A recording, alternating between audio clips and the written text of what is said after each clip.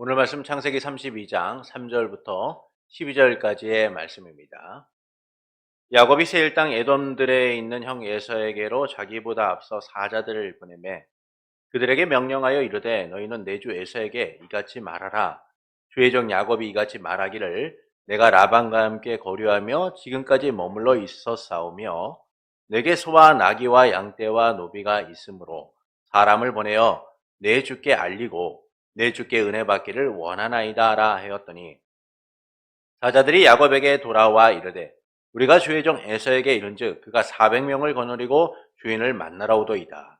야곱이 심히 두렵고 답답하여 자기와 함께한 동행자와 양과 소와 낙타를 두 떼로 나누고 이르되 에서가 와서 한 떼를 치면 남은 한 떼는 피하리라 하고 야곱이 또 이르되 내 조부 아브라함의 하나님 내 아버지 이삭의 하나님 여호와여 주께서 전에 내게 명하시기를 내 고향 내 족속에게로 돌아가라 내가 내게 은혜를 베풀리라 하셨나이다.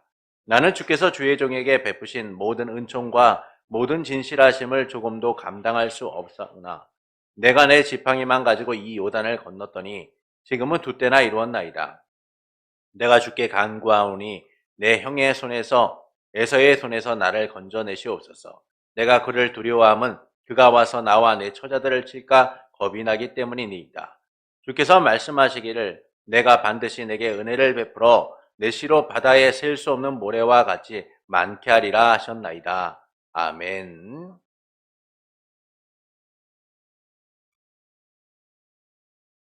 사람과 사람과의 약속은 항상 변할 수가 있어요. 그래서 우리는 그 약속이 성취되기까지 항상 불안함과 두려움에 떨 때가 있습니다. 그러나 하나님의 약속은 반드시 성취됩니다. 하나님은 거짓됨이 있으시거나 또는 쉽게 바꾸시는 분이 아니시기 때문이죠. 언제나 약속하신 바대로 그것을 이루시는 분이시기 때문이에요. 이 약속 안에서 우리는 하나님의 자녀가 되었고 그 약속을 따라가는 복된 자들이 되었습니다. 그래서 우리의 날들이요, 복된 날인 거예요. 그냥 세상과 다를 바 없는 하루를 보내고 있어도 하나님의 함께 하심을 통하여 약속 위에서 우리의 날들이 복된 겁니다. 약속대로 변함없이 함께 하시고 이루시는 하나님께서 함께하고 계시기 때문인 거죠. 이 약속을 따라 오늘도 믿음의 길에 함께하는 성도 여러분을 예수님의 이름으로 축복합니다. 야곱은 고향으로 가는 길에서 하나님의 천사들을 만나게 됩니다. 그들을 보며 하나님의 군대다 라고 하면서 그 땅의 이름을 마하나임이다 라고 해요. 이를 통해서 말씀은 약속대로 하나님께서 야곱과 함께 하심을 알려주고 계신 거죠. 야곱이 가는 길이 혼자만의 길이 아니라 하나님이 함께 하시는 길, 약속 위에 있는 길이다 라는 사실을 알려주신 겁니다. 라반과 약속을 통해서 길을 떠난 야곱은 여전히 두려움이 남아 있었어요. 그것은 형 에서에 대한 두려움이었죠. 이 두려움에 있는 야곱을 하나님이 만나주심을 통하여서 그가 두려움이 아니라 담대하게 약속을 따라 나아가도록 하시고자 하나님은 야곱을 천사들과 만나게 하셨던 겁니다. 야곱의 여정이 하나님의 약속 가운데 함께 하심을 통하여 이루어지고 있다라는 사실을 알려주신 거죠. 그리고 본문은 이제 야곱이 형 에서와의 만남을 준비하는 과정이에요.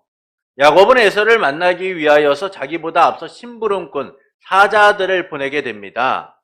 그들을 보내며 주 에서에게 이렇게 말하라 라고 하죠. 당신의 종인 야곱이 말하기를 저는 라반과 함께 살며 지금까지 그곳에 머물러 있었습니다. 저에게는 소와 나귀와 가축대와 남종과 여종들이 있습니다. 내 주께 은총을 얻으려고 사람을 보내어 알려드립니다. 그런데 명령대로 에서에게 갔던 심부름꾼들이 와서 하는 말은 매우 충격적이었죠.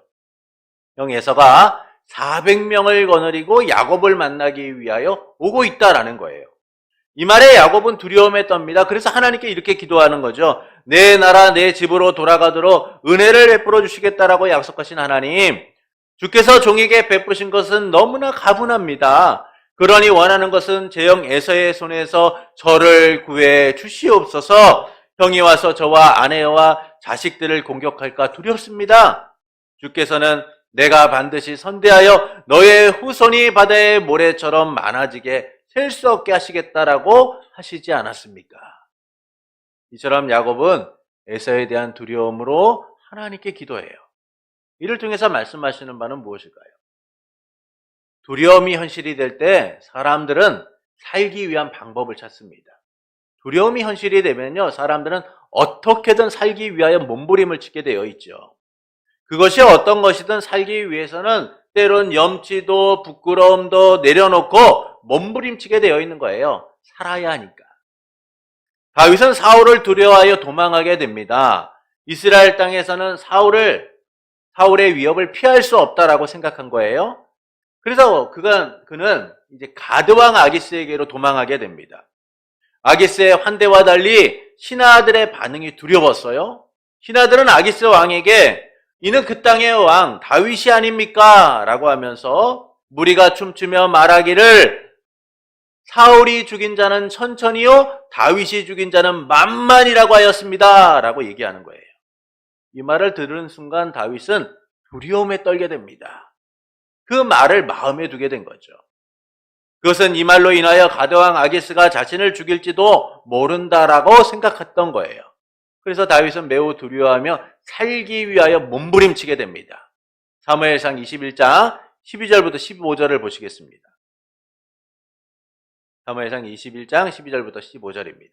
다윗이 이 말을 그의 마음에 두고 가드왕 아기스를 심히 두려워하여 그들 앞에서 그의 행동이 변하여 미친 채하고 대문짝에 그적거리며 침을 수염에 흘리며 아기스가 그의 신하에게 이르되 너희도 보거니와 이 사람이 미치광이로다. 어찌하여 그를 내게로 데려왔느냐? 내게 미치광이가 부족하여서 너희가 이 자를 데려다가 내 앞에서 미친 짓을 하게 하였느냐? 이 자가 어찌 내 집에 들어오게 하였느냐 하니라. 하나님의 사람 다윗, 골리앗을 만군의 여호와의 이름으로 물리쳤던 다윗이요, 두려움이 현실이 되는 순간 살기 위하여 몸부림칩니다. 저 이방인 앞에서 미친 사람처럼 행동하게 되는 거죠. 괜히 문짝을 긁기도 하고 수염의 침을 질질 흘리는 등 누가 봐도 미쳤구나 라고 생각될 정도로 그 행동이요, 너무나도 부족해 보이는 거예요. 이 아기스 왕이 어디 미친 사람이 없어서 부족한 사람이 없어서 내게 데려왔느냐? 이런 사람까지 내 앞에 와서 미친 짓을 하도록 해야겠느냐? 라고 하면서 그를 쫓아내라고 합니다. 여러분, 이처럼 사람들은요, 두려움이 현실이 될 때 살기 위해 몸부림쳐요. 살아야 한다면 그냥 염치고 부끄러움이고 없는 거예요. 살아야 하니까. 이 점에서 야곱의 모습도 크게 다르지 않은 겁니다. 그는 형 에서가 400명을 거느리고 온다라는 소식을 듣는 순간 두려움에 떨게 돼요. 어떻게든 살아야겠다라는 생각이 든 겁니다. 이 문제를 극복하기 위해 자기와 함께한 이들, 동행자들과 양과 소와 낙타를 두 떼로 나누죠. 그래서 형이 한 떼를 치면 한 떼라도 피할 수 있지 않겠느냐라고 생각하는 거예요. 이처럼 야곱은 두려움이 현실이 되자 살기 위한 방법을 찾습니다. 그리고 하나님께 기도하는 거죠. 제 할아버지 아브라함의 하나님, 제 아버지 이삭의 하나님, 하나님께서 내 나라 내 집으로 돌아가라 은혜를 베풀 것이라고 하시지 않았습니까? 그 은혜를 받을 자가 제가 아니라는 사실을 잘 압니다. 제가 저 요단강을 처음 건널 때는 지팡이 하나밖에 없었습니다. 주님, 그러나 지금은 두 떼를 이루지 않았습니까?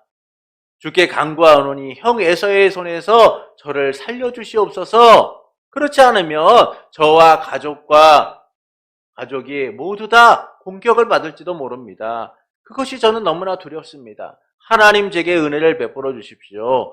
내가 내 자손을 바다의 모래처럼 셀 수 없게 하시겠다라고 약속하지 않으셨습니까? 야곱은 하나님 앞에 그분의 명령과 약속을 따라 자기가 가고 있다라는 사실을 고백하면서 살려달라라고 간구를 합니다. 이를 통해서 말씀하시는 바는 무엇일까요? 하나님의 함께하심을 야곱이 온전히 믿지 못하고 있다라는 사실을 보여주고 있는 것이죠. 하나님의 함께하심을 야곱이 온전히 믿지 못하고 있다라는 거예요. 하나님께서는 야곱이 천사들을 만나게 하셔서 그와 함께 하심을 나타내 주셨습니다.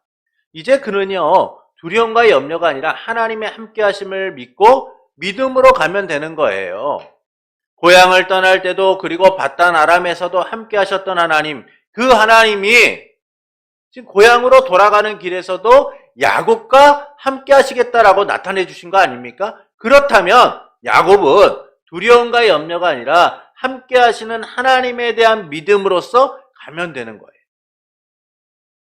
두려움에 낙심하지 말고 담대히 가면 되는 겁니다. 그와 함께 하시며 역사하시는 하나님을 바라보면 되는 거죠. 지금까지 야곱의 삶에 하나님이 그렇게 역사하셨잖아요. 그래서 그는 하나님의 함께 하심을 믿고 이 여정을 가면 되는 거예요. 그러나 야곱은 두려움에 빠집니다. 두려움이 현실이 되었다라는 소식을 듣게 된 거죠. 형 에서의 마음을 누그러뜨리기 위해서 심부름꾼을 보내게 먼저 사자들을 앞서 보냅니다. 그래서 형의 마음을 누그러뜨리고 형의 마음을 좀 더 부드럽게 하고자 노력을 한 거죠. 그런데 들려온 소식이 충격적이에요. 형 에서가 매우 흡족하고 기뻐하고 야곱을 기다리고 있다라는 소식을 들은 게 아닙니다. 야곱을 용서한다며 걱정하지 말고 오라는 소식을 들은 게 아니에요. 언제나 호전적이었던 에서. 지금 그가 400명을 거느리고 야곱을 찾아온다는 소식을 들은 겁니다. 그렇지 않아도 두려워하고 있었는데 그 두려움이 현실이 된 순간 야곱은 말할 수 없는 충격에 빠지게 된 거죠. 아버지의 죽을 때가 얼마 남지 않았으니 내가 반드시 저놈을 죽이겠다! 라고 선언했던 에서가 400명을 거느리고 오고 있는 거예요. 이 소식을 들은 야곱은 말할 수 없는 충격에 빠지게 된 겁니다. 그 순간 그는 절망하게 되죠. 두려움이 현실이 된 순간 낙담하게 됩니다. 몹시 두려워하고 걱정하게 되죠. 어떻게 해야 하지? 에서에게서 어떻게 살아남아야 하지? 두려움이 현실이 된 상황에 그는 두려움과 걱정으로 가득하게 돼요. 그리고 본문은 야곱의 상반된 두 모습을 보여주고 있습니다. 첫째는 현실적 방법이죠. 본문 7절부터 8절을 보시겠습니다. 야곱이 심히 두렵고 답답하여 자기와 함께한 동행자와 양과 소, 낙타를 두 떼로 나누고 이르되 에서가 와서 한 떼를 치면 남은 한 떼는 피하리라 하고, 에서에 대한 두려움을 느낀 야곱은 살기 위한 현실적 방법을 선택을 합니다. 자기와 함께한 동행들, 양과 소와 낙타를 두 떼로 나누게 되죠. 만약 에서가 와서 한 떼를 치면 남은 한 떼라도 살아남아야 되지 않겠느냐, 피할 수 있지 않겠느냐라고 하면서 그는 두 떼로 나누는 거예요. 그러니까 모두가 죽는 길이 아니라 일부라도 살아남기 위하여 선택한 어쩔 수 없는 선택처럼 보입니다. 400명의 칼날에 속수무책으로 그 많은 사람들과 짐승들이 죽임을 당한다면 이거는 말할 수 없는 고통일 수밖에 없죠. 그것을 지켜봐야 되는 야곱의 마음에는 어떻게든 이 문제를 해결해야겠다라는 생각이 들었을 거예요. 말할 수 없는 고뇌 속에서 이루어진 결단이었을 겁니다. 이처럼 야곱은 가족 중 일부라도 살리기 위한 방법을 찾아요. 두려움이 현실이 된 상황에서 야곱은 살기 위한 최후의 방법을 선택한 겁니다. 현실적 방법. 그가 할 수 있는 최선의 방법을 선택한 것이죠. 둘째는 하나님의 약속에 대한 간구를 하고 있습니다. 본문 9절부터 12절을 보시겠습니다. 야곱이 또 이르되 내 조부 아브라함의 하나님, 내 아버지 이삭의 하나님, 여호와여 주께서 전에 내게 명하시기를 내 고향 내 족속에게로 돌아가라. 내가 내게 은혜를 베풀리라 하셨나이다. 나는 주께서 주의 종에게 베푸신 모든 은총과 모든 진실하심을 조금도 감당할 수 없사오나 내가 내 지팡이만 가지고 이 요단을 건넜더니 지금은 두 때나 이루었나이다. 내가 주께 간구하오니 내 형의 손에서 에서의 손에서 나를 건져내시옵소서. 내가 그를 두려워함은 그가 와서 나와 내 처자들을 칠까 겁이 나기 때문이니이다. 주께서 말씀하시기를 내가 반드시 내게 은혜를 베풀어 내 씨로 바다에 셀 수 없는 모래와 같이 많게 하리라 하셨나이다. 야곱은 하나님의 명령과 약속을 거론하면서 에서의 손에서 건져달라라고 간구를 합니다. 에서의 손에 온 가족이 죽임을 당할까 봐 두렵다라는 것이죠. 겁이 났기 때문이에요. 그래서 야곱은 하나님의 약속을 이뤄달라라고 말씀합니다. 이뤄달라고 간구하는 거죠. 하나님의 보호하심이 약속대로 이루어짐을 보게 해달라라는 거예요. 이런 야곱의 간구는 하나님의 도우심을 구하는 구약의 전형적인 기도라고 볼 수 있어요. 대부분의 구약의 기도문들은 이런 형식으로 띠게 되어 있습니다. 그러나 야곱의 간구는 전적으로 하나님을 의지하는 모습이 좀 부족해 보여요. 그렇게 그는 하나님의 도우심을 구하고 하나님의 역사를 기다려야 함에도 하나님이 에서의 문제를 어떻게 이루시는가를 기대해야 했음에도 불구하고 현실적 방법을 찾는 거죠. 이처럼 야곱은 현실적 방법과 하나님께 간구를 통하여 그 문제를 해결하려고 하고 있었던 거예요. 하나님의 약속을 온전히 의지하지 않고 있음을 보여주고 있는 겁니다. 하나님의 함께하심을 야곱이 온전히 믿지 못하고 있다는 사실을 보여주고 있는 것이죠. 그러나 하나님은 이 야곱의 이런 모습과 달리 언제나 믿을 만한 분이시다라는 사실을 알려주고 있는 거예요. 오늘 본문을 통하여 야곱의 문제를 우리에게 알려주고 있는 것은 야곱이 두려움이 현실이 된 상황 속에서 두려움에 떨고 현실적 방법을 찾고 그 다음에야 하나님께 간구하는 그런 모습을 통하여 우리에게 알려주는 것은 너희들의 삶이 그렇게 두려움과 현실 때문에 염려하고 걱정하며 새로운 방법을 찾고 있을지는 모르지만 그러나 여전히 나는 너희와 함께하고 있다. 너희는 믿지 못하고 흔들리고 있지만 그러나 나는 너희의 그 흔들리는 믿음 속에서도 함께하고 있다. 하나님은 오늘 우리에게 그 사실을 보여주고 있는 겁니다. 왜냐하면 하나님은 믿을 만한 분이시기 때문인 거예요. 그분은 약속하신 바를 언제나 이루셨고 야곱의 인생을 보호하셨습니다. 그래서 밧단 아람에서 20년 동안 생활했던 종처럼 살았던 야곱을 하나님은 보호하셨고 그가 그토록 바라던 가문을 일으켜 세우신 거예요. 그리고 떳떳이 고향으로 갈 수 있도록 하신 거죠. 이처럼 하나님은 야곱과의 약속을 신실하게 이루셨습니다. 그런데 야곱은 하나님의 함께하심에 대하여 확신 가운데 거하지 못하고 있는 거예요. 그래서 먼저 세상적 방법으로 이 문제를 해결하려고 하고 있는 겁니다. 만약 그가 하나님의 함께하심에 대한 온전한 믿음이 있었다면 먼저 해야 되는 것은 하나님께 간구함이 있었어야 돼요. 하나님은 어떻게 해야 됩니까? 하나님, 제가 할 수 있는 방법은 없습니다. 하나님, 저로 하여금 깨달아 알게 하여 주시옵소서라고 기도했어야 돼요. 그런데 그는 제일 먼저 현실적 방법을 선택을 하죠. 그러고 나서 하나님의 도우심을 구하고 있는 거예요. 이처럼 야곱은 현실적 방법, 자기 나름의 방법을 강구하고 나서 하나님의 도우심을 구하고 있는 겁니다. 이런 야곱처럼 우리도 하나님의 함께하심을 온전히 믿지 못하고 세상적인 방법을 찾을 때가 있습니다. 그러나 어떤 것보다 하나님의 함께하심을 믿어야 되는 거예요. 도우심을 믿어야 합니다. 하나님은 약속하신 바대로 우리를 두려움이 현실에 대한 상황 속에서 건져내시는 분이기 때문이에요. 그것을 극복하게 하시고 이기게 하셔서 하나님의 약속 위에 든든히 서가도록 이끌어 가시기 때문인 겁니다. 하나님은 우리의 상황을 그대로 그 상황 가운데 그대로 내버려 두지 않으세요. 그래서 하나님의 약속하심, 하나님의 나라의 왕으로 자기 백성을 보호하시는 그 하나님을 우리는 믿고 바라볼 수 있어야 하는 것이죠. 이 점에서 하나님은 죄와 사망으로 인하여 두려움에 고통받던 우리를 위해 약속하셨고 그 일을 이루셨다라는 사실을 우리는 다시금 바라보게 되는 것이죠.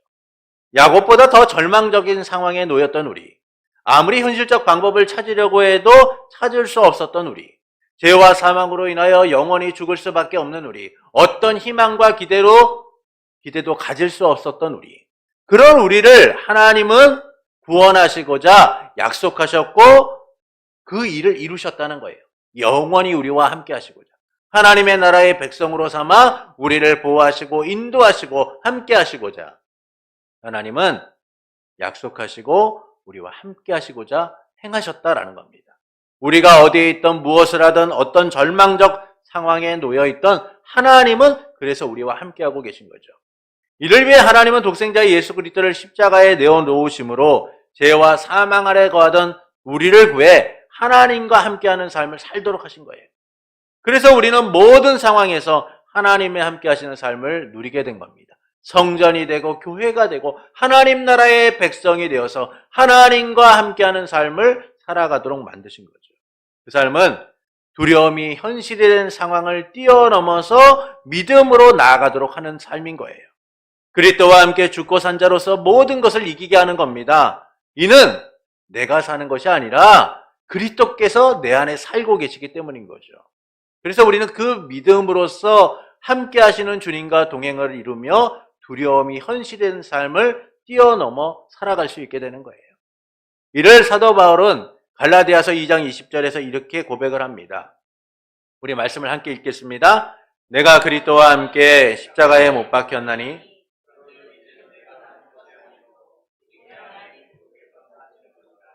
이제 내가 육체 가운데 사는 것은 나를 사랑하사 나를 위하여 자기 자신을 버리신 하나님을 아들을 믿는 믿음 안에서 사는 것이라. 이처럼 우리는 영원히 우리와 함께 하시는 그리스도와 함께 사는 자들이에요. 혼자 사는 게 아닙니다. 주님이 우리와 함께 하심을 믿고 우리 안에 거하심을 믿고 살아가는 이들인 거죠. 그래서 두려움으로 인하여 낙심하지 않는 거예요. 그리스도와 함께 오히려 더 담대하게, 더 강하게 세상을 향하여 나아갈 수 있게 되는 겁니다. 이를 위해 우리 주 예수 그리스도께서 오셨고 십자가의 죽으심을 통하여 우리를 생명의 길로 인도하셨어요. 영원히 죽지 않고 영생을 얻어 하나님과 함께하는 삶을 살아가도록 만드신 거예요. 이처럼 하나님은 약속하신 바를 신실하게 이루십니다. 야곱의 삶에도 그를 인정할 수밖에 없도록 복을 주시고 역사하셨고 그가 고향으로 돌아가도록 만드셨어요. 그리고 그 고향으로 돌아가는 길에서 하나님이 그를 만나 너와 함께함이라고 나타내셨어요. 그런데 야곱은 에서가 400명을 거느리고 온다라는 소식을 듣는 순간 두려움에 빠지게 됩니다. 하나님께 구하고 믿음으로 나아가기보다 현실적 방법을 찾게 되는 것이죠. 마치 하나님에 대하여 확신을 갖지 못한 자처럼 그는 불신과 연약함의 모습을 드러내고 있는 거예요. 그러나 하나님은 야곱뿐만이 아니라 우리의 삶에서도 약속하신 바를 신실하게 이뤄가시는 거예요. 혼자 가는 것 같은 우리의 길 속에 하나님은 함께 하시며 내가 너와 함께함이라고 말씀하고 계세요. 그래서 우리는 예수 그리스도 안에서 하나님의 함께 하심, 약속이 이루어진 삶을 누리고 있는 거예요. 혼자 가는 길이 아니라 함께 하시는 하나님과 그 길을 걷고 있는 것이죠. 이를 통해서 하나님께서는 우리가 어떻게 살아가기를 원하실까요? 신실하게 약속하신 바를 이루시는 하나님에 대한 믿음으로 서기를 원하세요. 하나님의 약속은 단 한순간도 변하거나 실패한 적이 없어요. 언제나 말씀하신 바대로 약속하신 바대로 그 일을 이루셨습니다. 말씀으로 천지를 창조하신 그분께서 일을 행하시고 성취하시는 하나님께서 오늘 우리의 인생 가운데 그 일을 이루어 가시는 것이죠. 단 한 번도 실패함이 없이, 단 한 번도 변경함이 없이 우리의 삶 가운데 신실하게 그 약속을 이루세요. 그리고 우리는 그 약속 안에서 하나님의 자녀가 되었고 하나님의 백성이 되어서 주님과 함께하고 있는 거예요. 이처럼 하나님의 구속 역사는 세상의 역사를 초월하여 도도히 흐르는 저 강물처럼 흘러가고 있는 거예요. 그래서 우리는 하나님의 약속이 이루어진 삶을 누리고 있는 겁니다. 이 약속은 지금도 우리의 생명의 물길이 되어 흘러가고 있는 거예요. 여러분, 우리가 살아가는 이 삶 속에 하나님의 함께하심이, 하나님의 약속이 우리의 생명의 길이 되어서 함께하고 있는 겁니다. 주 예수 그리스도께서 우리 안에 함께하심으로 우리의 삶이 정말 살아가고 있다라는 사실, 산자라는 사실을 날마다 누릴 수 있도록 역사하고 계신 거죠. 주 예수 그리스도를 통해 새롭게 난 생명의 물길은 우리의 삶을 통해, 교회를 통해 거대한 물줄기, 많은 물줄기가 되어서 온 세상을 뒤엎어가고 있어요.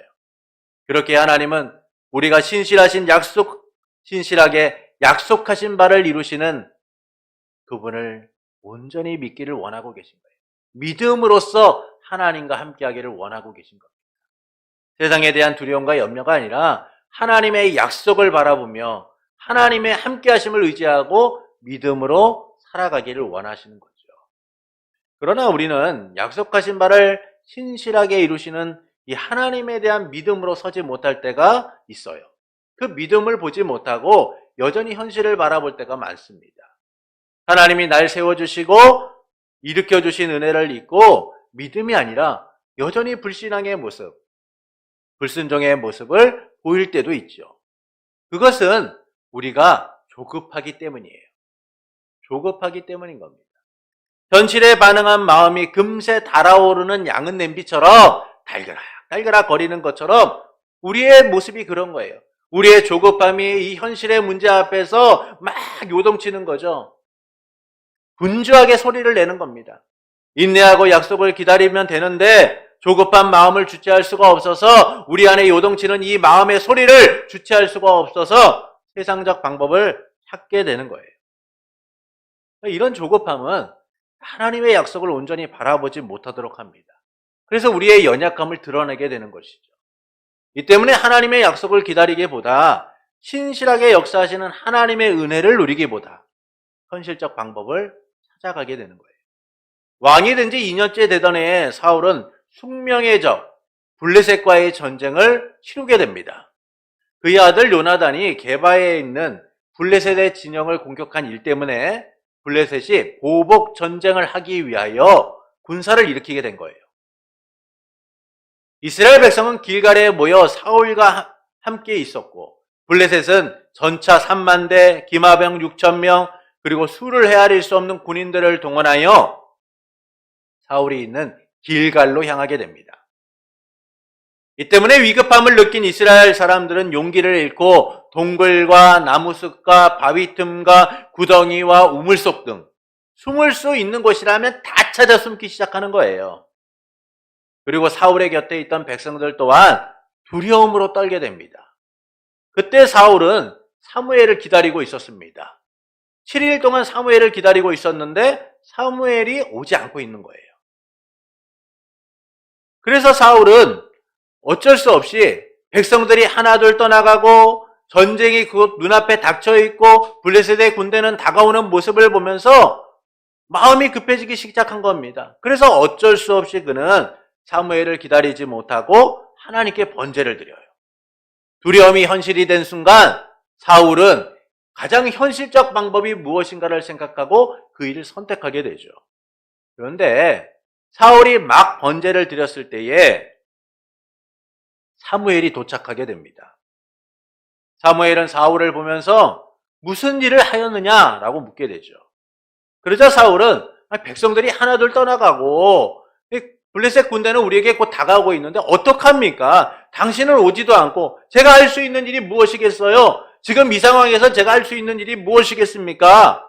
이제 블레셋이 곧 공격할 텐데 하나님의 허락을 받지 않는 이 순간에 지금 내가 할 수 있는 일이 무엇이겠어요? 어쩔 수 없었어요. 어쩔 수 없었다니까요. 사울의 마음은 10분 이해가 되죠. 만약 우리가 사울과 같은 입장이었어도 많이 당황하고 이거 어떻게 해야 되지? 걱정하고 고민했을 겁니다. 어쩌면 우리도 사울과 같은 방법을 선택했을지도 모르죠. 왕으로서 백성의 흩어짐을 보는 마음이 얼마나 답답하고 두려웠겠습니까? 그럼에도 사울은 기다려야 했어요. 하나님이 그를 왕으로 세우셨음을 기억하며 그의 인생에 함께 하셨음을 기억하며 기다려야 했습니다. 번제를 드리는 일은 사울이 할 수 있는 일이 아니잖아요. 하나님이 그에게 맡기신 일이 아니에요. 그렇다면 그는 기다렸어야 하는 것이죠. 그러나 그의 조급한 마음이 신실하신 하나님의 약속을 온전히 믿지 못하고 현실적 방법을 찾도록 만든 거예요. 이 때문에 사울은 모든 것을 잃게 됩니다. 이처럼 두려움이 현실이 될 때 우리의 마음은 조급해지게 되어 있어요. 당장 무엇을 하지 않으면 안 될 것처럼, 방법을 찾지 않으면 망할 것처럼 죽을 것 같아 쩔쩔매고 염려하고 방법을 찾게 되죠. 그러나 하나님은 약속하신 바대로 우리와 함께 하시며 우리를 지키세요. 언제나 신실하게 약속을 이루시는 하나님의 역사를 누리게 하십니다. 그래서 우리는 하나님의 약속을 바라보아야 돼요. 두려움과 염려에 잠식당하는 것이 아니라 믿음으로써 하나님의 함께하심, 하나님이 이루실 일들을 기대하며 나아가야 하는 겁니다. 다윗은 아버지 이새의 명으로 형들이 있는 전쟁터로 향하게 되죠. 이새가 다윗에게 볶은 곡식과 빵 10덩이를 주고 또한 치즈 10덩이를 주면서 볶은 곡식과 빵 10덩이는 형들에게 주고 치즈 10덩이는 그의 상관들에게 주어라 라고 얘기해요. 그러면서 형들이 어떻게 지냈는지 알아보고 그 증거를 가져오라 라고 합니다. 이런 아버지의 이새의 명을 따라서 다윗은 형들이 있는 전쟁터로 향하게 돼요. 그런데 도저히 눈뜨고는 볼 수 없는 상황이 그의 눈앞에 펼쳐지게 된 겁니다. 블레셋의 골리앗이 하나님의 군대를 모욕하는 모습을 보게 된 거죠. 하나님을 모욕하고 하나님의 군대를 모욕하는 그 골리앗을 보면서 다윗은 견딜 수가 없었어요. 그래서 다윗은 하나님의 군대를 모욕하는 저놈을 내가 가만두지 않겠다라고 하면서 나가려고 하는 거예요. 싸우려고 하는 겁니다. 그러니까 모두가 말리는 거죠. 형들도 말려요. 야, 주제 파악 좀 해. 네가 나설 때가 아니라니까? 어디서 까불고 있어? 주변 사람들이 다 말리는 겁니다. 사울 왕조차도 야, 너는 아닌 것 같은데? 제발 좀 나서지 마라. 그럼에도 불구하고 다윗은 모두의 그 말리는 현장 속에서 그 두려움이 현실이 된 상황으로 나가게 돼요. 골리앗에 대한 두려움으로 숨기 바빴고 도망하기 바빴던 이스라엘 군대와 다르게 그는 골리앗을 향해 담대하게 나가게 됩니다. 오히려 두려운 현실과 정면으로 마주하게 된 것이죠. 그가 이처럼 두려운 현실과 마주할 수 있었던 비결을 그는 이렇게 고백을 합니다. 사무엘상 17장 34절부터 37절입니다. 우리 말씀을 한 절씩 교독하겠습니다. 다윗이 사울에게 말하되 주의 종이 아버지의 양을 지킬 때 사자나 곰이 와서 양떼에게 새끼를 물어가면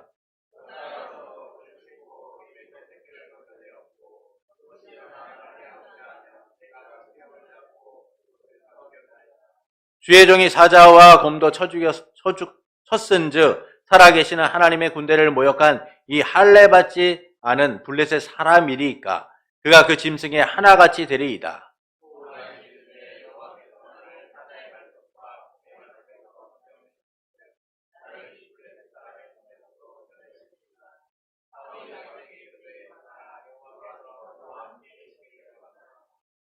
다윗은 고백을 합니다. 지난날 사자와 곰에게서 양을 지켰던 일들을 고백을 하면서 골리앗도 그 짐승과 같이 될 것이다 라고 얘기하죠. 그러면서 하나님께서 사자의 발톱과 곰의 발톱에서 건져주신 것처럼 골리앗의 손에서 건져주실 것이다 라고 고백해요. 이처럼 다윗은 하나님을 온전히 신뢰하고 두려움이 현실이 된 상황을 믿음으로써 맞서게 됩니다. 하나님의 약속을 신뢰하고 하나님의 함께하심을 신뢰하고 그 현실 가운데 당당하게 나아가게 되는 것이죠.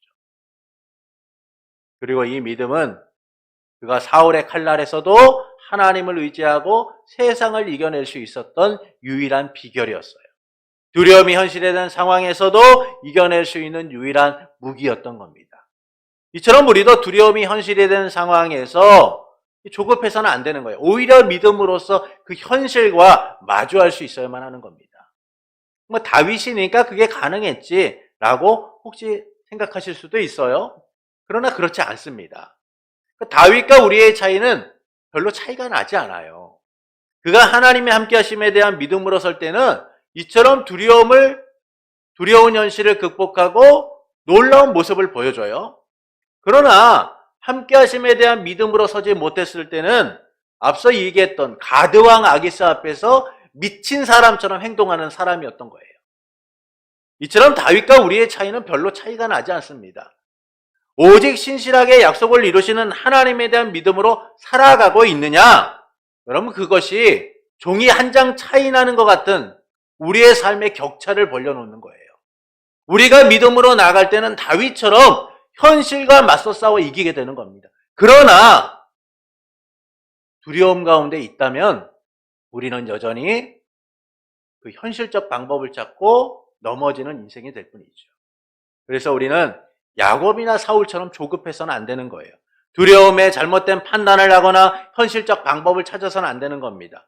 오직 신실하게 약속을 이루시는 하나님, 모든 상황에 함께 하시며 역사하시는 하나님, 그 믿음으로 우리는 우리에게 닥친 현실들을 볼 수 있어야만 하는 것이죠. 이를 위해 두려움으로 인한 조급한 마음을 좀 가다듬고 하나님의 약속을 믿음으로 바라보는 성도가 되시는 것은 어떨까요? 두려움이 현실이 된 상황에 낙심하기보다 신실하게 약속을 이뤄가시는 하나님, 우리의 삶에 언제나 함께 하심의 약속을 성취하시는 하나님, 그분에 대한 믿음으로써 살아가시는 성도가 되시는 것은 어떨까요? 사랑하는 성도 여러분, 야곱은 형 에사의 마음을 얻고자 앞서서 심부름꾼을 보내게 됩니다. 그러나 들려온 소식은 형이 400명을 거느리고 찾아온다라는 소식을 듣게 되죠. 그 순간 두려움이 현실이 된 상황에 야곱은 절망하게 됩니다. 그래서 그는 가족과 모든 소유를 두 때로 나눠 한 때라도 살도록 만들겠다라고 해요. 그러면서 하나님께 기도하게 되죠. 이를 통해서 말씀하시는 바는 무엇일까요? 하나님의 함께 하심을 야곱이 온전히 믿지 못했다라는 사실을 보여주고 있는 거예요. 하나님은 함께 하시는데 그는 여전히 하나님의 함께 하심을 보지 못하고 있다라는 겁니다. 야곱은 하나님의 함께 하심을 고향을 떠날 때도 바단 아람에서도 그리고 고향을 가고 있는 이 순간에도 경험했어요. 그러나 야곱은 두려움이 현실이 된 순간 절망하고 낙담합니다. 하나님이 분명히 함께 하시는데 하나님이 함께 하시지 않는 것처럼 생각하게 되는 것이죠. 그리고 현실적 방법을 찾게 되는 거예요. 이런 야곱의 모습을 본문은 두 모습으로 보여주고 있어요. 첫 번째는 현실적 방법을 찾는 그의 모습입니다. 형이 공격할 때에는 두 때로 나눠서 한 때라도 살도록 해야겠다. 둘째는 하나님의 약속에 대한 간구예요. 하나님께서 명령하셔서 고향으로 가고 있다라는 이야기. 그리고 하나님이 약속을 통하여 제 삶을 이루시겠다라는 그 약속을 함께 거론하면서 하나님의 도우심을 간구하고 있는 겁니다. 이처럼 야곱은 현실적 방법과 하나님에 대한 간구를 고백하고 있는 것이죠. 그러나 그의 이런 모습은 하나님의 약속을 온전히 신뢰하지 못하고 있는 그의 연약함을 보여주고 있는 겁니다. 하나님의 함께 하심을 제대로 믿지 못하고 있다는 사실을 나타내주고 있는 것이죠.